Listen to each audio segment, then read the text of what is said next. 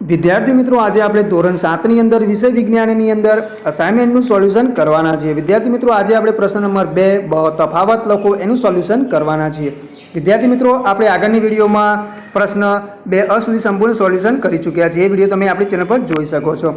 સૌથી પહેલા છે પરોપજીવી અને મૃતોપજીવી। પરોપજીવીમાં આપણે પહેલો મુદ્દો લખીશું પરોપજીવી પોતાનું પોષણ બીજી વનસ્પતિમાંથી મેળવે છે। મૃતોપજીવીમાં આપણે લખીશું મૃતોપજીવી સળેલા અને મૃત પદાર્થોમાંથી પોષણ મેળવે છે। પરોપજીવીમાં બીજો મુદ્દો લખીશું તે પોષણ માટે અન્ય વનસ્પતિ કે પ્રાણી પર આધાર રાખે છે, જ્યારે અહીંયા લખીશું તે પોષણ માટે નિર્જીવ પદાર્થો પર આધાર રાખે છે। એના પછી છે સ્વાવલંબી સજીવો અને પરાવલંબી સજીવો। અહીંયા પહેલો મુદ્દો લખીશું સ્વાવલંબી સજીવો પોતાનો ખોરાક જાતે બનાવે છે, જ્યારે અહીંયા આવશે પરાવલંબી સજીવો પોતાનો ખોરાક જાતે બનાવી શકતી નથી। तो अँ विद्यार्थी मित्रों पहला मुद्दा में लखवा थोड़ी मिस्टेक है, ध्यान आपजो। स्वावलंबी सजीवो पोतानो खोराक जाते बनावे छे, अहींया आपणे एक शब्द रही गयो छे लखवानो जाते बनावे छे, थोड़ुं ध्यान आपजो। बीजो मुद्दो है स्वावलंबी सजीवोमां हरित द्रव्यनी हाजरी जोवा मळे छे, तो अहींया हरित द्रव्य होय छे, ज्यारे अहींया परावलंबी सजीवोमां हरित द्रव्यनी गैरहाजरी जोवा मळे छे, एटले के हरित द्रव्य होतुं नथी। एना पछी त्रीजुं छे लील अने फूग। तो लीलमां लखीशुं ते स्वावलंबी छे, फूगमां लखीशुं ते परावलंबी छे। લીલમાં લખીશું તે હરિત દ્રવ્ય ધરાવે છે, ફૂગમાં લખીશું તે હરિત દ્રવ્ય ધરાવતું નથી। એના પછી છે નાનું આંતરડું અને મોટું આંતરડું। નાના આંતરડામાં લખીશું નાના આંતરડાની લંબાઈ 7.5 મીટર છે અને મોટા આંતરડાની લંબાઈ 1.5 મીટર છે। હવે બીજા મુદ્દામાં લખીશું તે ખોરાકનું પાચન અને શોષણ કરે છે। તો અહીંયા આપણે આવશે તે ખોરાકનું પાચન અને શોષણ કરે છે।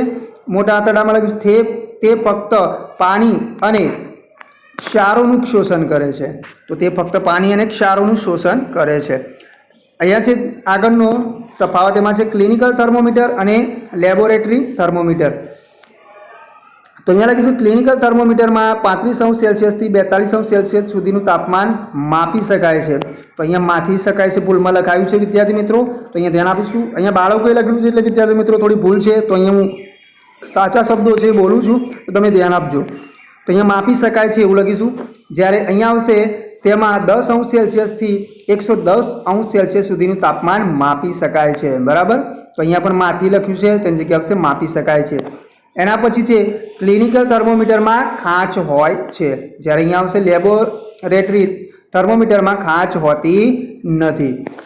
एना पछी छे उष्मावहन अने उष्मीय विकिरण। तो अहींया लखीशुं पहेलो मुद्दो उष्मावहनमां गरम थयेला अणुओ स्थानांतर पाम्या सिवाय संपर्क में रहेला अणुने गरमी आपे छे।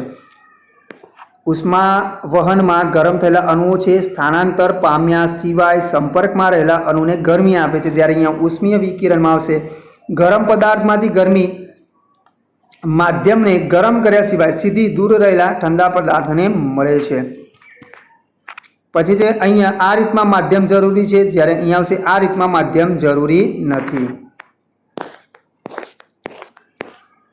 पछी छे प्रकरण 4 અને 6।